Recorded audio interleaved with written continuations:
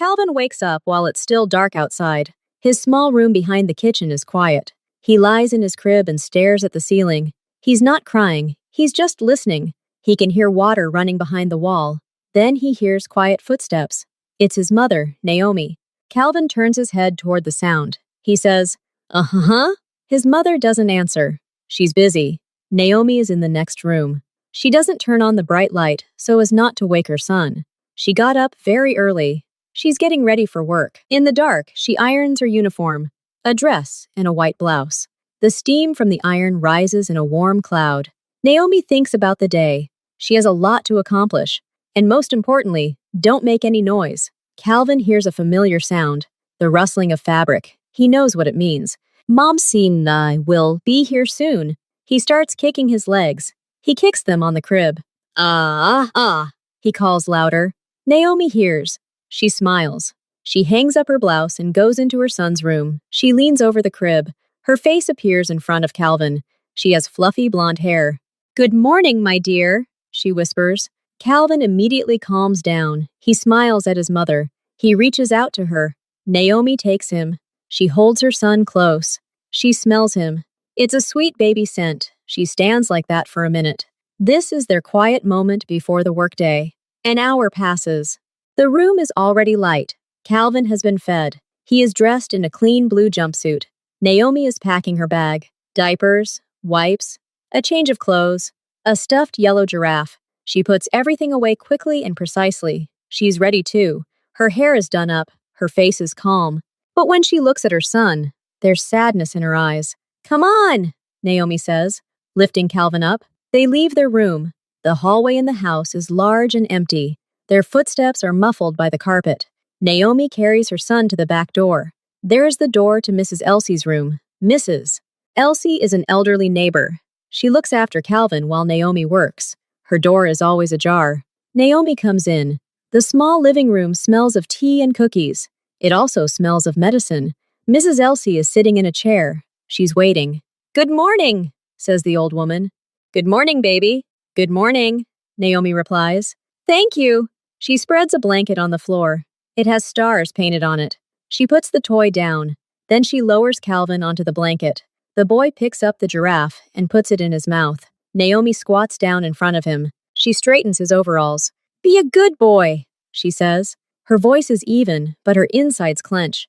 "Mom will be back soon." She kisses her son on the head. Then she quickly gets up. She can't delay. Her heart aches as it always does. She feels like she's leaving him, and she feels guilty. Guilt for not being able to be with him all day. "See you later," she says to Mrs. Elsie and walks out. She doesn't look back. If she does, it will be hard for her to leave. The door closes. Calvin is lying on the blanket. He is chewing on a giraffe leg. He heard the door close. He freezes. Mom's scent is still there, but there are no Mom's footsteps. His face wrinkles. He is close to tears. But Mrs. Elsie begins to hum softly. Calvin listens. He calms down. He rolls over onto his tummy. Another couple of hours pass. Calvin is bored. He's seen everything. Mrs. Elsie is dozing in a chair. The room is bright from the sun. A beam of light falls from the window. It hits a glass vase. A sunbeam jumps from the vase onto the wall. Calvin looks up. He sees this movement. His eyes follow the spot of light. The sunbeam jumps along the wall. Then it descends to the floor. It ends up on the parquet floor in the hallway. The parquet floor in Jean's house always gleams. It's specially polished. It glistens like ice. A ray of sunlight hits this gleam, creating a bright, sparkling spot. Calvin freezes. He's never seen anything so beautiful. He really wants to touch this light. He pushes himself up on his arms. He can already crawl a little, but forward is difficult. He mostly crawls backward. But this light, it's right there, nearby, 2 steps away, in the doorway. The door to the corridor is open. Calvin drops to his elbows. He pushes off with his foot. His body shifts sideways. He frowns. He tries again. This time it works a little better. He crawls to the edge of the blanket. His toes touch the floor. The floor is cold and smooth, not at all like the blanket. Calvin runs his hand over it. He likes it. He pushes off again and slides off the blanket. Now he's completely on the parquet floor. A sunbeam plays before him. Calvin reaches for it. He moves awkwardly, but he moves forward. A hand, a kick, Another hand. It's slow, but the light is getting closer. The hallway is long. High walls, paintings. Calvin doesn't notice any of it. He sees only the light on the floor. A sunbeam guides him forward. He's already far from the room. It's very quiet here. You can't hear Mrs. Elsie or the clock. All you can hear is his breathing. He stops to rest. He rests his cheek on the parquet floor. From here, everything seems enormous. The chair legs are like trees. He sees his reflection in the shiny floor. A blurry spot. He pokes it with his finger. The spot blurs, but the sunbeam moves on. Calvin crawls again. His arms and knees are tired, but he wants to catch up with the light. He crawls past closed doors, past a large mirror. He doesn't look around. His goal is ahead. The hallway widens. It's now a foyer. The parquet flooring is laid in a pattern. The sunbeam is brighter and larger here. It bounces across the wooden squares. Calvin follows it straight to the center of the house. A sunbeam reaches the wall. It climbs up the dark door and disappears. Calvin stops. He looks at the spot where the light had just been. There's nothing there now, just a large door. He sits down. He is disappointed, but his eyes are already scanning the door. The door is large and dark. The handle is a shiny ball. This door is always closed. Always. That's the rule, but today the door isn't completely closed. There's a tiny gap between the door and the frame. A tiny one, about the width of a finger. A cool breeze wafts through the crack, and a strange smell wafts through. The smell of leather and wood. Calvin crawls closer. He presses his face to the crack. He tries to peer inside, but sees only darkness. His fingers find a crack. He scratches at the wood. Curiosity grows. He braces his hands against the door. The door doesn't move. It's very heavy. Calvin crawls away. He looks at the crack below, near the floor. He is small and thin. He crawls again. He puts his shoulder to the crack. He tries to stick his head through. It doesn't work. He pushes his feet against the floor, groaning. His blonde curls crumple. And suddenly his head goes through. Then his shoulders slip. One more effort, and his whole body is on the other side of the door. At first, he simply lies on the floor and breathes. The room is very quiet. The air is different. It smells of books, leather, wax, and also of some kind of sharp, clean scent. Calvin looks up. He's in a large room. The tall windows are curtained. The light is dim. In the center stands a huge desk. Behind the desk is a large leather chair. It's turned upside down. Bookcases line the walls. A painting with dark spots hangs on the wall. Nothing bright, nothing soft. Everything is stern and alien. Calvin isn't afraid. He's curious. Everything here is different from his home. He crawls forward toward the table. He crawls up to it and looks up. The table is very high. On the table are papers, a computer, and a heavy stone ashtray. But Calvin is drawn to the space under the table. It's dimly lit and cozy. He crawls under the table. It smells of dust and wood. And then he sees another ashtray on the floor. It's round, metal. It's cold. Calvin touches it. It's smooth. He grabs it with both hands. It's heavy, but he lifts it. The metal is cold in his hands. He sits down under the table. He hugs his new find. He taps it with his finger. The sound is soft and clear. He likes it. He twirls the ashtray in his hands. He's already forgotten about the sunbeam. He's forgotten about the long journey. He has a new toy in a new world. He's happy. He doesn't know that his quiet adventure is about to end. Calvin sits under the table. His new world is the space between four thick wooden legs. Almost no light penetrates here. It's cool and quiet.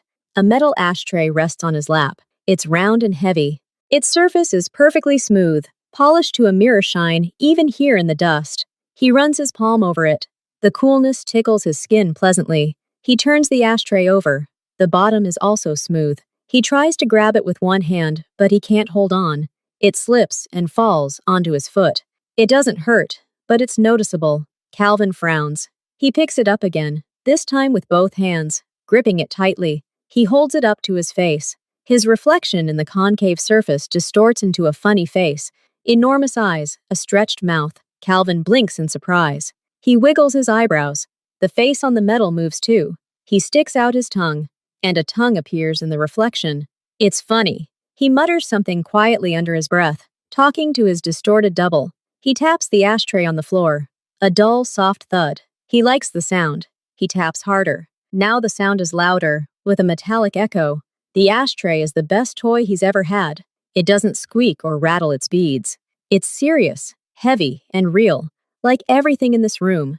And it's his now. He presses it to his chest, hugging the cold metal. He feels like a pioneer in a cave beneath a huge wooden mountain. He wants to see what happens if he throws it. He already knows how to throw his soft dice. But this thing is different. Calvin rocks back and forth. He swings the ashtray, holding it with both hands. He doesn't aim, he just lets it fall. The ashtray falls on its edge, not flat. The sound reverberates through the quiet room like a gunshot. It's not just a thud, it's a loud, sharp, clanking impact of metal against hard wood. The sound hangs in the air for a long time, trembling, and then fades. The ashtray roars across the perfectly smooth parquet floor, describing a wide arc, and comes to a stop in the middle of the room, far from the table. Calvin flinches in surprise. He wasn't expecting such thunder. He freezes, listening to the echo. His heart beats faster. He doesn't cry, but his eyes grow wide. He looks at the ashtray, now lying in the beam of light. It's not his anymore. It's escaped, and announced itself loudly to the whole world. The silence that follows this roar seems even denser and more tense. The air seems frozen in anticipation. Calvin sits motionless under the table. He instinctively senses that something is about to happen. He's made too much noise. A minute passes, maybe two. Then, from outside, in the hallway, quick, firm footsteps are heard. They're not running. They're walking determinedly and quickly. The steps approach the office door. The handle turns.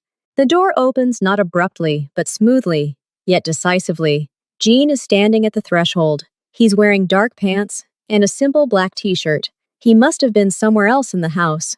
His square, masculine face is tense. His brows are drawn together. His gaze, sharp as a blade, instantly scans the room. He's searching for the source of the noise. His eyes glide over the table, the chair, the books on the shelves. Nothing has moved. Then his gaze falls on the metal ashtray lying in the center of the room, far from its rightful place. He stares at it for a few seconds. His face doesn't change. Then his eyes slowly, inexorably, move along an imaginary trajectory from the ashtray to the desk, to the place from which it could have rolled. He looks under the table. At first, Jin sees only the darkness beneath the tabletop. Then his eyes adjust to the dim light, and he notices them. Two large round spots, reflecting the faint light from the room. Those are eyes. Then he makes out the oval of a face, a small dark-skinned face, and those huge brown eyes, staring straight at him, unblinking. There's no fear in them, no panic, not even much surprise. There's only pure, unadulterated curiosity. The child studies it the same way he studied the ashtray a moment ago. Jin freezes. He doesn't move. He just stares at those eyes staring at him from beneath his own desk. His mind races. A thief? Impossible. Someone's child? How did he get here? His people were supposed to prevent this. The familiar wave of anger surges through him, at the disruption of order, at the invasion of his privacy. But he doesn't move, because those eyes, they don't look like a threat. They look like an apparition. Jin slowly, very slowly, closes the door behind him. The click of the lock sounds incredibly loud. Now they are alone in the room, he and the intruder. He doesn't call security. He doesn't shout. He takes one step forward, then another. He moves closer to the table. He stops a few steps away. Then, maintaining eye contact with those large eyes, he slowly squats down. His movements are fluid, almost unnatural for his large, usually ramrod-like frame. He lowers himself to be level with the child. Now he can see him completely. A little boy, dressed in blue overalls, socks on his feet, light, fluffy curls, like a halo around his head. The boy sits with his legs tucked under him, holding his knees in his hands. He simply stares. Jin looks back. He studies her features, chubby cheeks, a serious look, a trace of drool on her chin. And then Calvin makes a move. His mouth, which had been pursed in concentration, begins to stretch. The corners of his lips begin to curl upward. It's slow but sure, and a wide open, toothless smile blossoms across the boy's face. It reaches all the way to his eyes, which narrow with joy.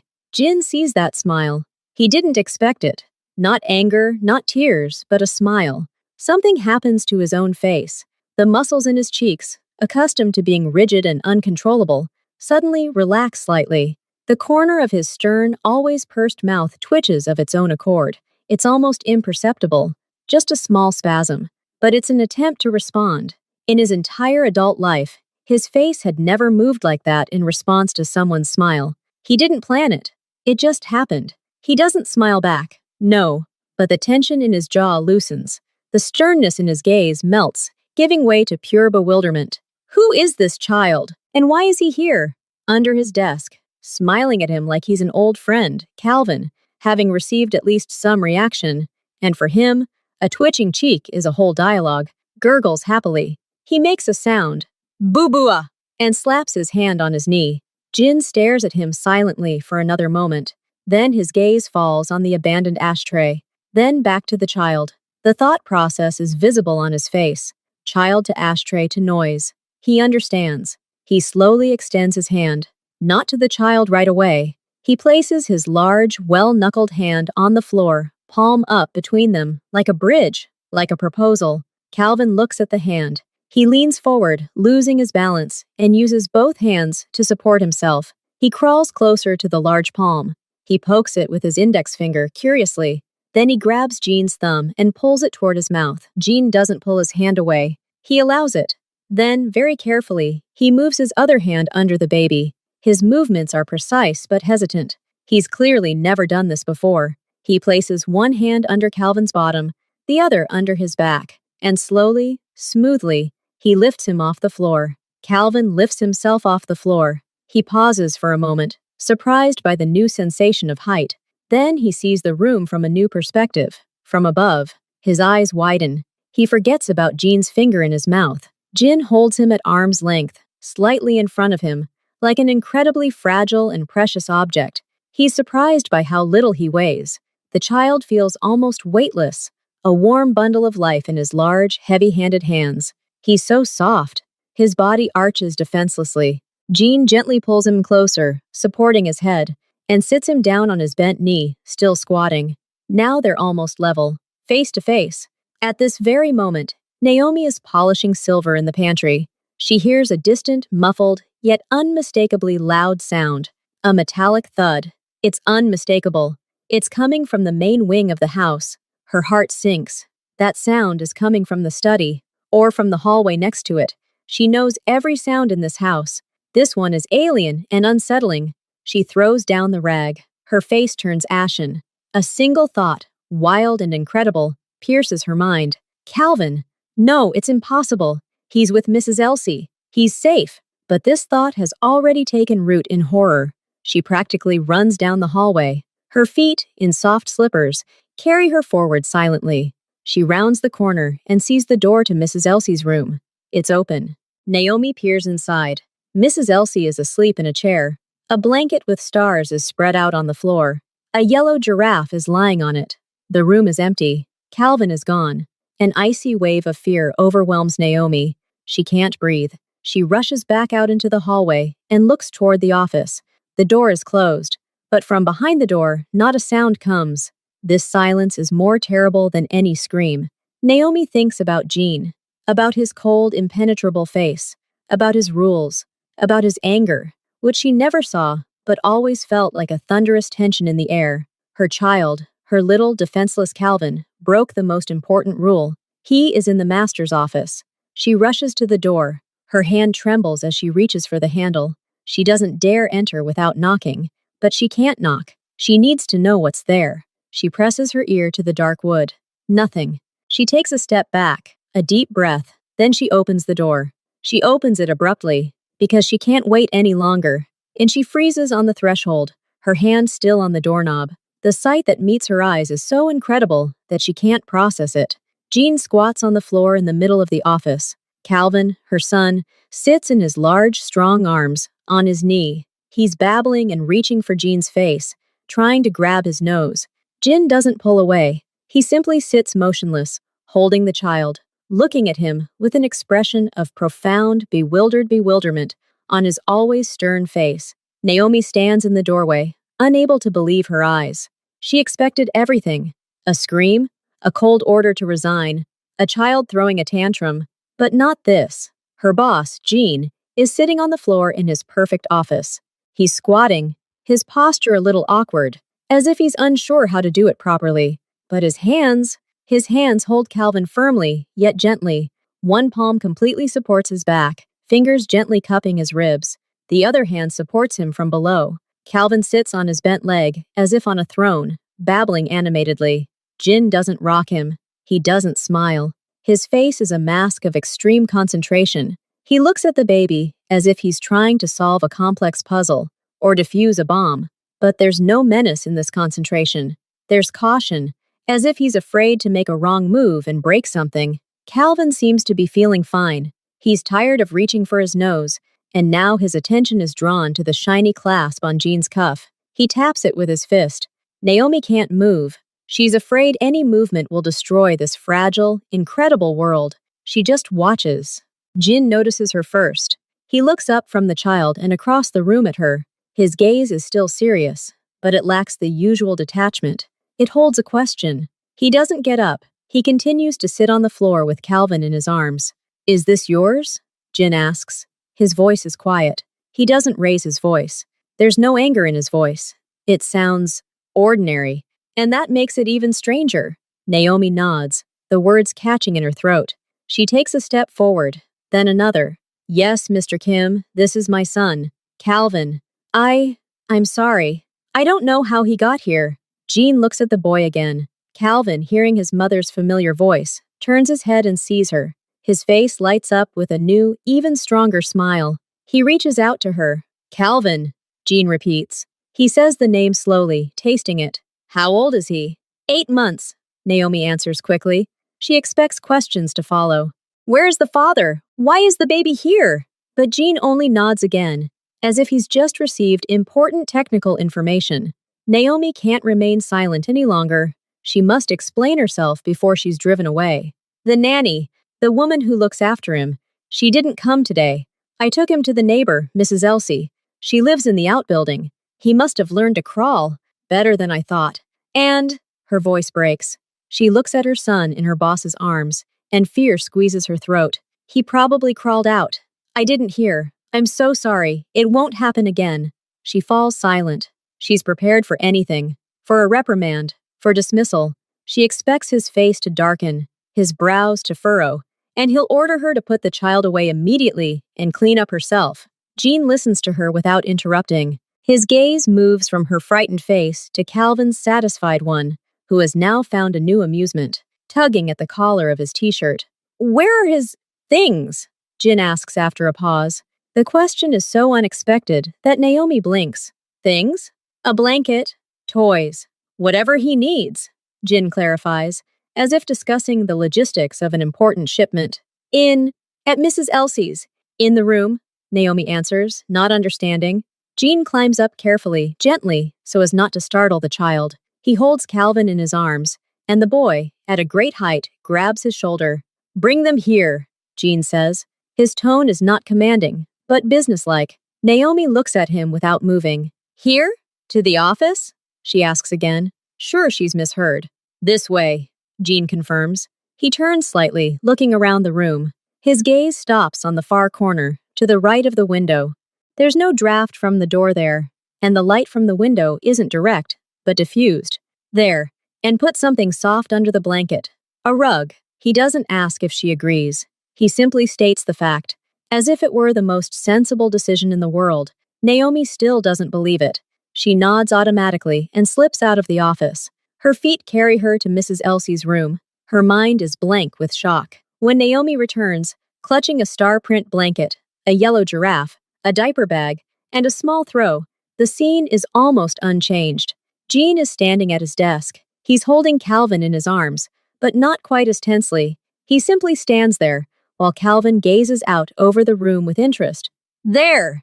Jin nods his head towards the chosen corner. Naomi goes there. She spreads a blanket on the floor and a quilt on top. She puts a toy on top. It becomes a small but cozy island. She looks around at Gina, asking with her eyes if everything is right. Jean approaches. He crouches again and carefully lowers Calvin onto the blanket. Calvin, finding himself on the familiar fabric, immediately rolls over onto his tummy and reaches for the giraffe. Gene stands up. He looks at this makeshift children's corner in his austere office. It looks strange. A foreign body. Keep him away from the table and the doors, he tells Naomi. His voice returns to its normal, even tone. And keep it quiet. He doesn't say or. He simply states the terms. And nodding, he goes to his chair. He sits down at the table, turns away from them, and turns on the computer. That's the end of the conversation. Naomi stands next to the blanket, still stunned. She looks at her son. He's perfectly safe. He's in Gene's own office. She doesn't know what to make of this. Is this a favor, or simply the most logical solution to the problem, so as not to interrupt the workday? She hears papers rustling behind her. Work continues. She has responsibilities too. She can't stand here all day. She leans over to Calvin, kisses his head, and whispers, "Just sit here quietly. Do you hear? Mom's here." Then she leaves the office, leaving the door ajar. She needs to finish polishing the silver. Every 5 minutes, she creeps up to the door and peers inside. Calvin is playing with the giraffe. He's sitting on a blanket, mumbling something. Gene is sitting at the table, staring at the computer screen. They don't look at each other. They simply exist in the same space. This is the strangest work shift of her life. Her main responsibility now is not only cleanliness, but also the peaceful existence of her son, 20 meters away from the boss. An hour passes. Naomi is almost finished in the kitchen. She approaches the office door again. Jin is talking on the phone. His voice is low and businesslike. He speaks Korean. He discusses figures, deadlines, deliveries. His face is focused. But Naomi notices one detail. He's not sitting upright, as usual, but with his chair slightly angled, so that he can see Calvin's corner out of the corner of his eye. And every few minutes, his gaze, gliding past his interlocutor in the window or over the papers on the desk, involuntarily drifts there, to the colorful blanket. Calvin was tired of the giraffe. He crawled across the blanket to its edge. He reached the edge of the blanket and reached his hand out to touch the cold wood of the parquet. "No!" Jin's voice comes firmly, still in Korean, but the word sounds the same in any language. Calvin stops and looks at him. Jin isn't looking directly at him. He's still talking into the phone, but his hand, holding the pen, makes a short, jerky gesture of back. Calvin, intrigued, sits up and looks at the pen. Jin ends the call and hangs up. He looks at the baby. Calvin looks at him. They just look at each other again. Then Calvin makes a bored noise and flops down on his butt. After another half hour, Calvin gets bored. He starts to act up, quietly at first, then louder. He doesn't cry, but he whines and whines, demanding attention. He abandons the giraffe and crawls to the edge of the blanket. He wants to explore further. Naomi, hearing this from the hallway, freezes in horror. She's about to run in and get him, but stops. Jin puts the papers down. He looks at the whining child. His expression doesn't reflect irritation, but rather practical puzzlement. There's a problem, and it needs to be solved. He looks around his desk. There are no toys here. His gaze falls on the pen. Expensive, heavy, made of dark metal, with a lacquered finish. He uses it every day. It's just a tool. He takes it. Then he stands up and walks over to the blanket. He doesn't sit next to him. He stands over Calvin and holds out the pen to him, holding it by the cap. Calvin stops whining. His eyes light up. A shiny new thing. He grabs it with both hands. The handle is heavy, almost like that ashtray. It's cool and smooth. Jin lets go of it. Calvin immediately tries to put it in his mouth. He works hard at it, licking the metal. Then he starts tapping it on the floor. A dull, soft thud. Jin watches as his prized possession becomes a child's toy. He says nothing. He simply returns to his desk and sits down to work again. Now, in addition to the creaking of the chair and the rustling of papers, a steady, methodical tapping can be heard in the office. Tap, tap, tap. The knocking gradually becomes less frequent. Calvin's strength is waning. The morning full of adventures is taking its toll. He sits, bent over the pen, which now rests on his lap. His eyelids are growing heavy. He nods off several times. Then he slowly falls onto his side, right onto the soft blanket. He lies there, clutching Jin's shiny hand to his chest.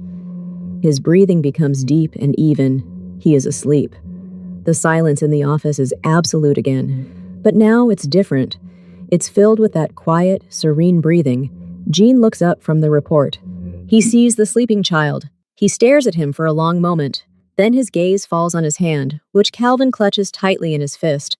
That same subtle movement appears on Jean's lips again, almost a smile, but not quite, more like a look of surprise. He quietly gets up and approaches the door. Naomi immediately appears in the doorway, her eyes full of worry. "He's sleeping," Jean says quietly, stepping back so she can look. Naomi sees her sleeping son, hugging someone else's treasured possession. Her heart skips a beat, filled with both tenderness and fear. "I'll take her," she whispers, taking a step inside. "Don't touch him." Jean stops her just as quietly. "Let him sleep." He returns to his desk, leaving her standing in the doorway. He sits down and looks out the window, not at the sleeping child, but his shoulders are no longer so tense. And in the room where order and cold determination had always reigned, there is now something new, something warm, defenseless, and sleeping peacefully on the floor in the rays of the afternoon sun. Calvin sleeps for almost an hour. During this time, Naomi manages to finish all her urgent tasks. She stands in the hallway, listening to the silence coming from the office. She hesitates to enter. Finally, she hears a faint groan. Calvin wakes up. She goes in to change him. Jean is talking on the phone, his voice quiet but firm. Naomi does everything quickly and carefully, trying not to make any noise. She places the refreshed, contented Calvin back on the blanket and gives him his giraffe. She gets ready to leave. "Naomi!" She turns around. Jean has hung up. He looks at her. His face doesn't express anything special. "His father?" he asks. The question is quiet, without pressure. Just a question. Naomi freezes. She didn't expect this. She looks at the floor. Her throat tightens. "He's not here," she finally says. Her voice is hollow. She adds nothing more. She explains nothing. She makes no excuses. It's just a fact. She waits for more, perhaps condemnation, or conversely, pity. None of this follows. Jean stares at her for a few seconds. Then his gaze shifts to Calvin, who's busily trying to stuff 2 legs into the giraffe's mouth at once. He sees the boy's blonde curls, his dark skin, his concentrated face. He sees Naomi, alone, working from dawn to dusk in his house. He puts these facts together. The picture is simple and clear. He doesn't ask anything else. He doesn't nod. He doesn't say, "I understand." He simply looks back down at his papers. But there was no contempt or curiosity in his gaze as he looked at her. There was something else, something like a guarded respect for the difficult situation she was dealing with alone, silently. For Jean, actions speak louder than words. She's here. She's working. The child is here and quiet. That's enough. The rest is none of his business. Naomi exhales. She feels a weight lifted from her soul. She quietly leaves the office. She's no longer afraid. There's some strange silent agreement now. The next morning, Naomi wakes up again before dawn. She gets ready for work again. But today her heart is lighter. She still takes Calvin to Mrs. Elsie. But today she says to her, "Please make sure the door to our corridor is closed. He's gotten very fast." She kisses her son and leaves. He spent the whole day yesterday in his office, and nothing terrible happened. On the contrary. But she can't count on it happening again. She begins work. A couple of hours later, she hears a familiar sound. Mrs. Elsie's quick, frightened footsteps in the hallway. "Naomi! He's back!" I turned away for a second.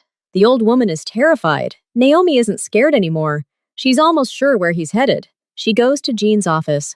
The door is tightly closed today. She knocks. Quietly. "Come in." She opens the door. Jean is already at his desk. He looks at her over the monitor. "He crawled away again," Naomi says quietly, feeling stupid. Jin looks at her. Then his gaze moves to the empty corner where the blanket lay yesterday. The blanket and throw are still there, neatly folded after yesterday's cleaning. He nods slowly towards the corner. Just one nod. Not a word. Naomi understands. She goes and spreads out a blanket and a quilt. Then she goes out and returns a minute later, with Calvin in her arms. The boy is already smiling, seeing the familiar room. She lays him down on the blanket. He immediately crawls to the place where he found the ashtray yesterday. But it's not there. The floor under the table is spotless. "I'm working," Jean says, sounding less like a complaint and more like a statement of fact. He dives back into his paperwork. Naomi exits. History repeats itself. But today, it's not an accident. It's almost routine. On the third day, everything changes. Naomi simply doesn't take Calvin to Mrs. Elsie's. After breakfast, she takes him by the hand. He's already trying to get up and leads him straight to Jean's office. She knocks. Come in. She enters. Jean looks at her, then at the child. Mrs. Elsie can't look after him today, Naomi says. It's not entirely true, but she doesn't want her son to frighten the old woman again by running away. And, surprisingly, she doesn't want to disrupt what's begun to take shape here. Jin looks at them. Then he simply nods toward the corner again. This is no longer permission. This is expectation. Naomi spreads out the blanket. She sits Calvin down and places his toys in front of him. She's no longer in such a hurry to leave. She stands for a moment, watching as her son immediately begins exploring the edge of the blanket. Jin isn't looking at them. He's drinking coffee and reading something on his tablet. He's not sitting upright, though, but slightly turned away. There's no tension in his posture.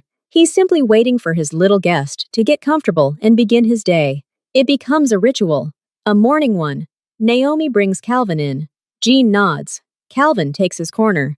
The office becomes a place where 3 people live and work at once, not just one. The week passes quietly. Calvin has settled in. His corner has acquired another toy, a soft cube that Naomi brought from home. He's crawling well and even tries to stand up, holding onto the wall. One morning, Jean looks up from his work. He looks at the child. Calvin is sitting and concentrating on trying to put a large plastic pyramid ring on his head like a hat. He can't do it. The ring slips off. Jean watches. His expression is involuntary. He doesn't smile, but his eyes follow the action. He sees Calvin frown after his 5th failed attempt. The boy looks at the ring with such a serious, insulted expression, as if the ring itself had deceived him. This expression of childish indignation strikes Jin as incredibly funny. The corners of his lips twitch again, this time more forcefully. Almost a smile. Calvin looks up and sees this strange expression on the big man's face. A furrowed brow, raised eyebrows, twisted lips. For Calvin, it's a new comical grimace. And he laughs. Not a gurgle, not a chuckle, but a real, pure, ringing laugh. Ha ha ha! The sound fills the quiet room, like the ringing of little bells. Jean freezes. The sound takes him by surprise. He's heard Calvin babbling, whining, even screaming in outrage. But the laughter is directed at him. The child is laughing at him. And surprisingly, Jin doesn't feel annoyed. He feels something else. Mild embarrassment, mixed with surprise. His awkward, almost casual smile had provoked such a strong reaction. He looks at Calvin, who is laughing, and to somehow respond, he tries to repeat the grimace again. His forehead wrinkles even more. Calvin laughs even harder, falling on his back, laughing and kicking his legs in the air. Jin turns back to his desk, as if he's embarrassed, but his shoulders tremble slightly, not from laughter, but from some inner, unfamiliar feeling. He picks up his pen, but doesn't write. He simply holds it, listening as the children's laughter fades behind him, turning to contented murmurs. The next day, something strange happens. Jean has a meeting. One of his assistants, a young man in a formal suit, enters the office. He's carrying not a folder of documents, but a large cardboard box. He places it carefully on the floor next to his desk. That's all you asked for, the assistant says. He casts a quick, puzzled glance at the children's corner, where Calvin is fiddling with blocks. He doesn't ask any questions. Okay, you're free, says Jean. The assistant leaves. Jeannie waits for the door to close. Then he gets up and goes to the box. He opens it. There's no paper inside. There are toys, but not ordinary ones. These are educational toys made of natural wood, a shape sorter with different shapes, a wooden car on a string, a set of large multicolored cups that can be nested. Everything is high quality, expensive, without any small parts. Jean takes out the sorter. He looks at it as if it were some strange mechanism. Then he carries it to the children's corner. Calvin immediately drops his old toys. His eyes light up at the sight of a new, bright object. Jean places the sorter in front of him. He squats down next to it, something he's never done before. He picks up one of the figures, a yellow star, and demonstrates how it fits into the corresponding slot. He does this silently, only by action. Calvin watches, mesmerized. Then he grabs another piece, a triangle, and tries to fit it into the star hole. It doesn't work. He tries harder. Jean doesn't help. He just watches. Then he takes the triangle from Calvin's hands and slowly, demonstratively, inserts it into the correct place. Calvin watches, eyes wide. Then he claps his hands in delight. Jin gets up and returns to his desk. He's no longer suitable. But he bought these toys, secretly through his assistant, for his maid's child. Because the old giraffe and the cube are apparently no longer suitable. A few more days pass. Naomi no longer worries in the mornings. She feeds Calvin, dresses him, and leads him into the office. Now she doesn't even knock. She simply walks in first, says hello, and Jean, without looking up from the screen, throws back a quick "good morning," seemingly addressed to both of them. She spreads out the blanket. Calvin is already fidgeting impatiently on her arm. He recognizes this place. He likes it here. One such morning, Naomi is just about to put him down when Calvin suddenly reaches forward. Not toward the toys. He reaches out toward Jean, toward the big man at the big table. He babbles, clearly wanting to be there, not on the floor. Naomi freezes. She doesn't know what to do. Jean looks up. He sees small hands outstretched toward him. He stares at them for a second, then slowly pushes his chair back and stands. He approaches. He doesn't pick Calvin up, but he extends his index finger toward him. Calvin immediately grabs the finger with both hands and pulls it to his mouth to try it. "No," Jean says calmly. He doesn't pull his finger away, but tightens it slightly so the child can't put it in his mouth. "It's dirty." Calvin frowns, but doesn't let go of his finger. He just holds onto it like an anchor. Naomi watches this scene, and a warm, calm feeling blossoms in her chest. Not fear, not apprehension, but trust. She trusts this stern, silent man with her son.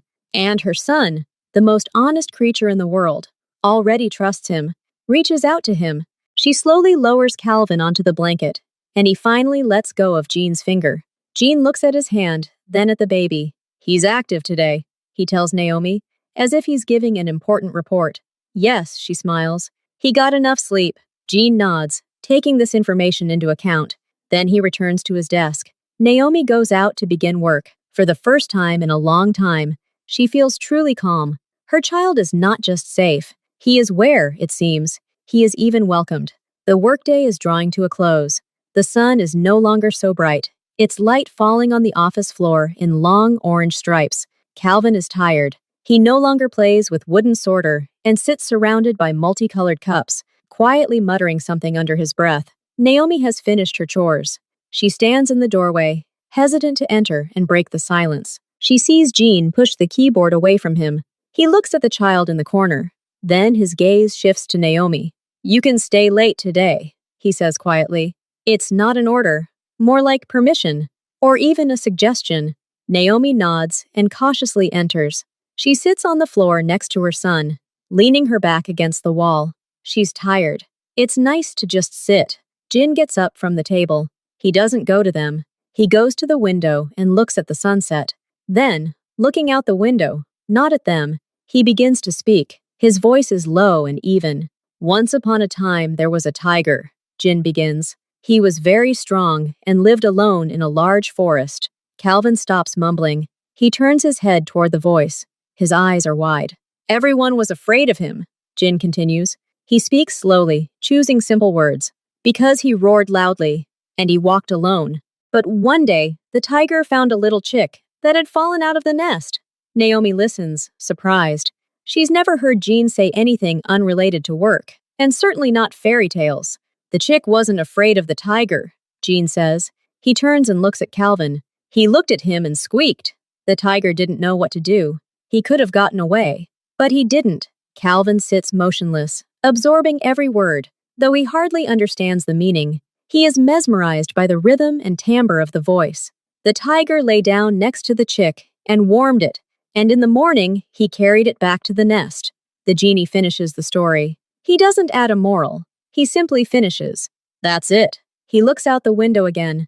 The story is short and simple, but after it, a special warm silence hangs in the room. Calvin finally blinks. He makes a sound, ta-ta, as if asking, "So what happened next?" Jin turns around. He sees the child's expectant face. The corners of his lips twitch. "That's it," he repeats. "End of story. Time to sleep." Naomi smiles. She feels a gratitude she can't express in words. She picks up a sleepy Calvin. "Thank you, Mr. Kim," she says quietly. Jean simply nods, returning to his desk as if he'd just been discussing the weather.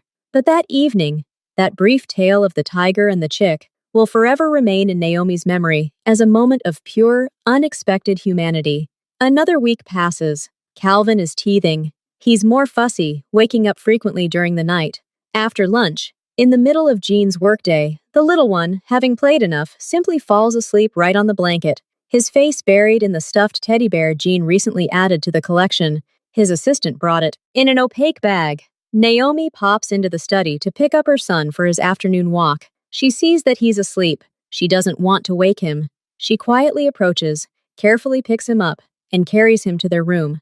At that moment, Jin ends the phone call. He sees her. He sees the sleeping child. He raises his hand, gesturing for her to stop. "Don't wake me," he whispers. He gets up himself. He approaches the sleeping Calvin. He looks at him as if assessing the task. Then he crouches. His movements, as always, are precise and deliberate.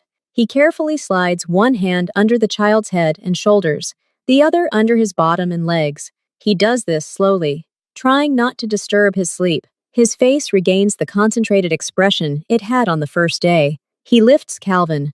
The boy frowns in his sleep, muttering something, but doesn't wake up. He turns over and presses his cheek against Jean's chest, burying his nose in the fabric of his shirt.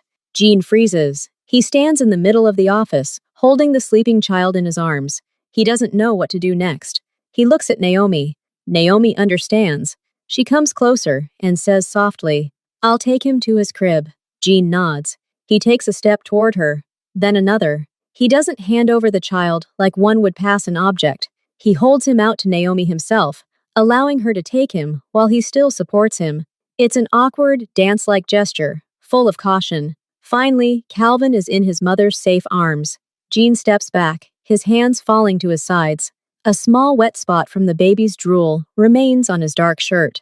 He looks at it, then at Naomi. "He's sleeping soundly," he says, as if this is an important report. "Yes," Naomi smiles. "Thank you." She leaves, carrying her son. Jin stands in the middle of the room for a moment, staring at the empty blanket. Then he slowly returns to his desk. He doesn't wipe the stain on his shirt. Meetings sometimes happen at Jin's house. Not often, but they do happen. They usually take place in the living room. But today, a new potential partner came to see him, a man with a loud voice and a brusque manner. And for some reason, Jin asked him to come into the study. Naomi, hearing a loud, unfamiliar voice in the hallway, became alarmed. She approached the slightly open office door. She saw that Calvin, tired from his morning games, had fallen asleep again, curled up in his corner. The genie and the guest are sitting at the table. The guest does most of the talking. He speaks loudly, slapping his hand on the table for emphasis, his voice harsh and piercing. He talks about money, risks, and profit. His voice cuts through the silence. Calvin jerks in his sleep. His face wrinkles. He tosses and turns, but doesn't wake up. Jin listens silently, his face unreadable. Then, just as the guest raises his voice to make yet another important point, Jin makes a move. He doesn't say quieter. He simply raises his hand, a sharp, demanding gesture that halts the conversation. The guest falls silent, surprised. Jin doesn't look at him. He looks into the corner of the room. He points his finger there. Then he brings his index finger to his lips. The classic hush gesture. His eyes stare steadily at his guest. The guest turns around. He notices the children's corner for the first time. He sees a sleeping child. His haughty face expresses first bewilderment, then annoyance. "Sorry, I didn't know," he begins. Lowering his voice to a creaky whisper, Jean doesn't answer. He simply waits for his guest to calm down. Then he nods, allowing him to continue. The rest of the conversation is almost whispered. The guest looks tense and uncomfortable. Jin, as always, is calm and collected. When the meeting ended and the guest left, Naomi, standing outside the door, felt a shiver run down her spine. This wasn't a show of concern. It was something deeper, a principle. In his house, in his space, there were rules. And one of the new rules was silence when the baby was sleeping. No loud business conversation was worth breaking this rule. It was a protection. Wordless, but absolutely clear. Jean's office has become a strange hybrid. On the one hand, it's still the same command center. Important calls are taken here, contracts are filed here, and the atmosphere of serious decisions permeates the air. The desk is still perfectly tidy, and the filing cabinets are lined with files. On the other hand, a child now lives here. A bright blanket lies in the corner. Wooden toys are scattered about. Sometimes you'll find a plastic car rolled under the table. The air sometimes smells not only of coffee and leather, but also of baby powder. These two worlds exist in parallel, almost without intersecting, but no longer interfering with each other. Jean might be discussing a complex financial matter on the phone, while Calvin loudly bangs a hammer from a toy set, a gift from an assistant who now carries out strange errands without question. Jean doesn't ask him to stop. He simply speaks a little louder into the phone. Naomi, cleaning her office in the evening, dusts the expensive figurines while simultaneously packing away the building blocks. She vacuums the carpet next to her desk chair and wipes away the marks left by small, sticky fingers on the glass surface of her low table. Sometimes, when Jean is deep in thought, looking out the window, his thoughts are interrupted by a soft babble. He turns around and sees Calvin, holding onto the wall, taking his first tentative steps along it, his tongue lolling out in earnest from the effort. Jean doesn't approach or help. He simply watches. And when Calvin finally reaches the corner of the couch and collapses triumphantly onto his butt, Jean nods with satisfaction and returns to his thoughts. This coexistence became natural. The house grew larger. It became more than just a place for a child. It became a place for a life that wasn't bound by schedules or contracts, yet somehow had a right to exist. One evening, everything turned out differently. Naomi had a headache, a severe one. She could barely stand. She came to pick up Calvin in his office, pale, and Jean noticed it immediately. "What's wrong with you?" he asked, looking up from his papers. "Migraine," Naomi said simply, pressing her palm to her temple. "Sorry, I'll take him and go to bed." She bent down to pick up Calvin, but the world swam before her eyes. She staggered. Jin stood up quickly. He didn't support her, but his hand instinctively reached forward. "Sit down," he said firmly, pointing to the sofa by the wall. Naomi sat down on the sofa without arguing. She felt unwell.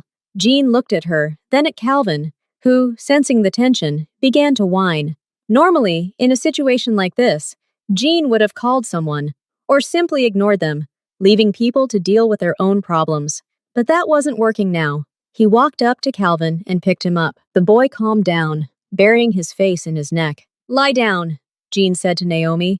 "I'll sit with him." He didn't ask. He stated. He sat Calvin down on the floor next to him and picked up a book. Not a business book, a regular picture book he'd brought over once. Again, through an assistant. He opened it and began showing the pictures, naming the objects in a flat, monotone voice. Car, dog, house. Naomi lay with her eyes closed, listening to that voice, to Jean's even, calm murmur, and her son's contented babble. The pain slowly receded. Not just because of the darkness and peace, but because of the feeling that she wasn't alone, that someone cared about them. An hour later, she felt much better. She opened her eyes. The sight she saw touched her deeply. Jean sat on the floor, leaning his back against the sofa. He wasn't asleep, but his eyes were closed. His head was slightly tilted back, and on his chest, sprawled out like a little kitten, slept Calvin. One of the baby's arms was resting on Jean's shirt, the other clutching the hem of his jacket. Jean unconsciously supported the baby's back with one hand, even in his sleep. In this quiet room, in the light of the table lamp, they looked like a family. That unplanned, strange, silent family that had formed spontaneously from the fragments of 3 lonely lives. Naomi didn't move. She was afraid to disturb this moment. And in that moment, she realized what Jean had perhaps already realized long ago. He no longer simply tolerated the child's presence. He didn't simply fulfill some strange duty. This presence had become important to him. The silence in his house, that absolute, controlled silence he so treasured, would now seem empty and lifeless. His study, without the babble, without the clacking of wooden blocks, without that quiet snore in the corner, would be just a room. And so it was a place where life lived, where he was expected, not for business. Just like that. He opened his eyes.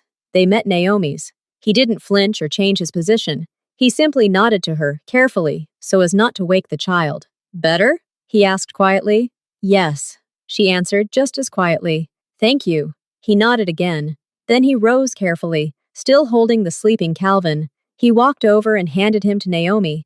This time the gesture was more confident, more fluid. Go and rest, he said. You don't have to start early tomorrow. He said this not as a kind host, but as someone simply concerned with logistics. For everything to run smoothly, the maid needed to be healthy. But Naomi saw more. She saw the way he looked at her son's sleeping face as he handed him over to her. His gaze lacked the usual sternness. There was something calm and familiar there. She left, carrying her son. Jean was left alone in his office. He walked over to his chair but didn't sit down. He looked at the empty corner, at the scattered toys. Then he looked at the quiet, dark house outside the window. This silence had once been his ally. Now it seemed a little alien. He'd grown accustomed to a different background sound, to a different daily rhythm. He turned and walked out of the office, leaving the door open. For the first time, in a house where all doors were always closed, this one now remained open, as an invitation, as a sign that this room was no longer just his fortress. It had become a shared space, a place where his heart, without planning it, had found a new, very noisy and warm haven. Naomi goes to her room, carrying the sleeping Calvin. The headache has subsided, but her heart is full. Tonight has changed everything. She understands this as she lies in the darkness, listening to her son's even breathing.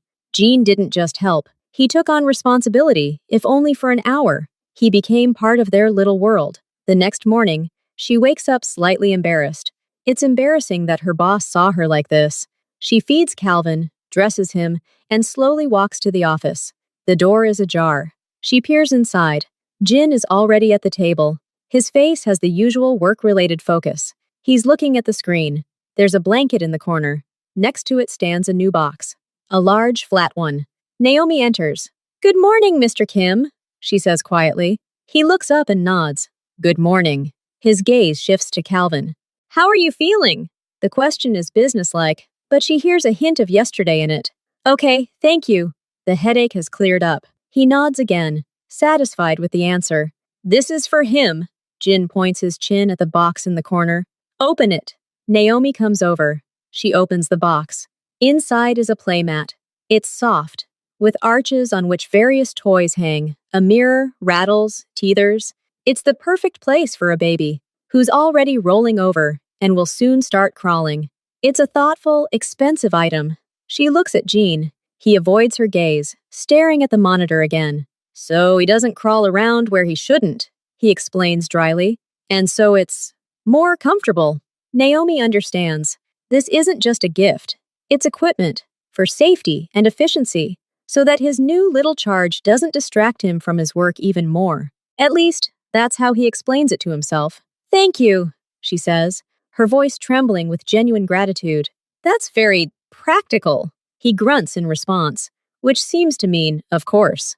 Naomi lays out the mat. Calvin, seeing the bright colors and hanging toys, lets out a delighted squeal and immediately reaches for the mirror. He's happy. The workday begins as usual, but there are changes. Calvin now has his own official workspace. It's better equipped than most adults. Jean starts taking calls, but today he does it differently. Before, he'd just talk, ignoring the babble in the corner. Now, before answering, he sometimes pauses briefly, especially if Calvin is babbling loudly. He doesn't tell him to shut up. He simply waits for him to calm down before speaking. It's almost imperceptible. But Naomi, cleaning the hallway, hears it. He adapts his work rhythm to the child's. In the middle of the day, an assistant arrives with documents. He's already accustomed to the sight of the children's corner. He places the folder on the table and is about to leave. Jin stops him. Order lunch. For 3. My usual, and something, baby food. Puree, fruit, and juice, Jean says, not looking at him, looking through the papers. The assistant pauses for a second. For 3, that includes the maid, and the child. It's not a request. It's an order. But the content of the order is unprecedented. Yes, sir, the assistant quickly answers and leaves, trying not to look into the corner. Naomi hears this from the hallway. She doesn't know how to react. She can't refuse. It would be impolite and strange. But agreeing? It's too personal. An hour later, lunch arrives. On beautiful trays, one with Korean food for Jin, another with soup and salad for Naomi, and a small plate of baby food and a cup of juice. Jean gets up from the table. Sit down, he says to Naomi, pointing to the sofa. Dinner! He walks up to Calvin himself. He takes the bowl of puree and sits down on the floor next to the rug. He looks at the spoon, then at the baby. He's clearly never done this before. Give it to him, he tells Naomi, but there's no irritation in his tone. There's practical interest. Naomi sits down next to him. She picks up a spoon. Like this, she says, demonstrating. Calvin opens his mouth like a baby bird. Jean watches. He doesn't help. He simply observes the process. Then, as Naomi bends down to wipe the puree from her son's chin, Jean slowly reaches out and takes the spoon. He scoops up some of the puree. His movements are precise but hesitant. He brings the spoon to Calvin's mouth. Calvin looks at him, then at the spoon, and opens his mouth. Jean carefully spoons the puree into his mouth. It works. The corners of his lips twitch again in a near smile. The three of them finish lunch together, silently. But it's not an awkward silence. It's a calm, shared meal. Jean eats her lunch at the table, Naomi on the couch, and Calvin finishes his mashed potatoes on the floor, watched by both of them. After lunch, Jean returns to work. But now he's sometimes distracted, not just by looking at something, but by something else. Calvin, trying to reach a toy on a ledge, rolls onto his side and can't get back up. He starts grunting. Jin stands up, walks over, and with one precise movement, flips him back onto his back. Then he returns to the table, still musing. A week passes. The office takes on a new, strange life. Naomi notices that Jean has started leaving things on his desk that might interest Calvin. Harmless ones. A heavy glass paperweight in the shape of a ball. A beautiful but sturdy wooden ruler. He places them on the edge, as if by accident. But when Calvin, who has now learned to crawl quite quickly, crawls up to the desk and looks at the ball with interest, Jean doesn't remove it. He picks it up and carefully rolls it across the floor toward the child. Calvin chases after it with delight. One evening, Naomi stays late to iron the curtains in the study. Calvin is already asleep in his crib in their room. Jean is working late. Suddenly, he pushes back his chair and says, looking out the window, "His birthday is coming soon." Naomi freezes with the iron in her hand.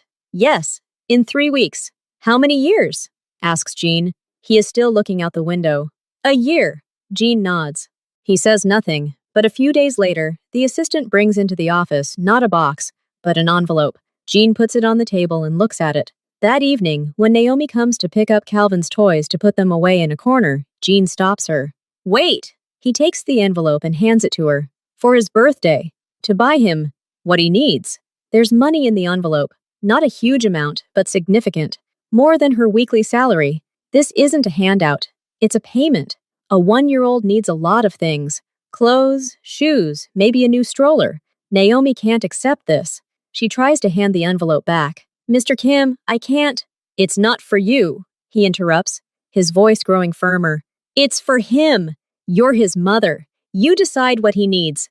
Just buy it." He says it as if he were giving a business order, impartially but insistently. She understands that arguing is pointless, and she understands the subtext.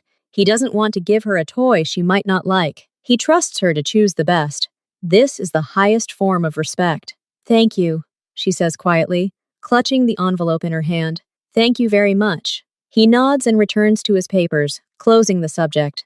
On the eve of her birthday, Naomi decides to bake a small cake, a simple sponge cake. She does it in the kitchen that evening. Calvin sits in his high chair and watches. Jean passes by on some errand of his own. He stops in the kitchen doorway and watches. "Cake?" he asks. "Yes, for tomorrow.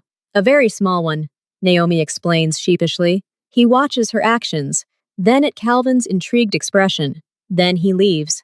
But half an hour later, he returns. He's holding a small box. He places it on the table next to Naomi.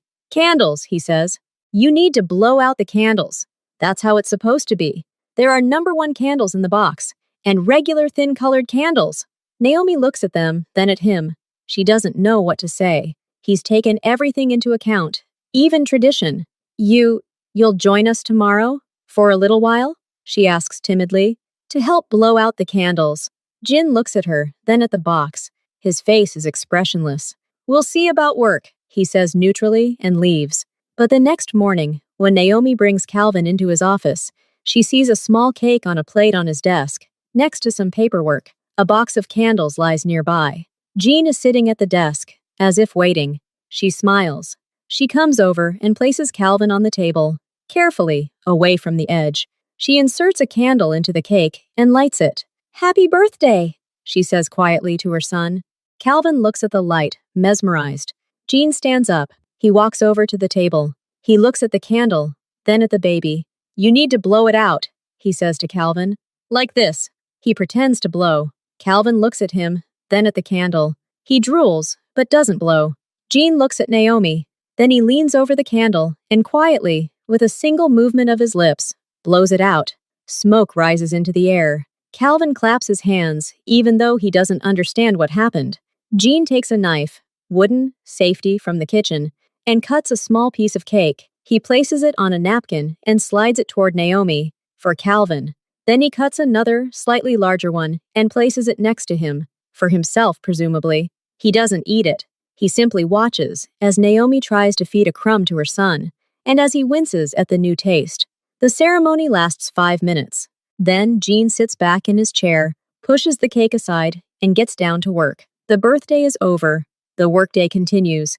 But for Naomi, those 5 minutes were an eternity of happiness. Her son celebrated his first birthday, and he didn't do it just anywhere. In the office of the man who became more than just their boss, who became a part of their lives.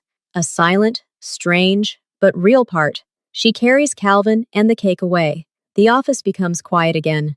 Jean sits alone. He stares at the napkin with the half-eaten piece of cake on the edge of the table. He picks it up and slowly eats the piece. Then he wipes his fingers, throws the napkin away, and opens the folder with the contract. Everything is as usual, only now this silence has a sweet aftertaste. And he realizes he likes this aftertaste much more than the emptiness that was before. He is no longer simply the master of this house. He has become something more, and he doesn't seem to mind this new, unplanned status.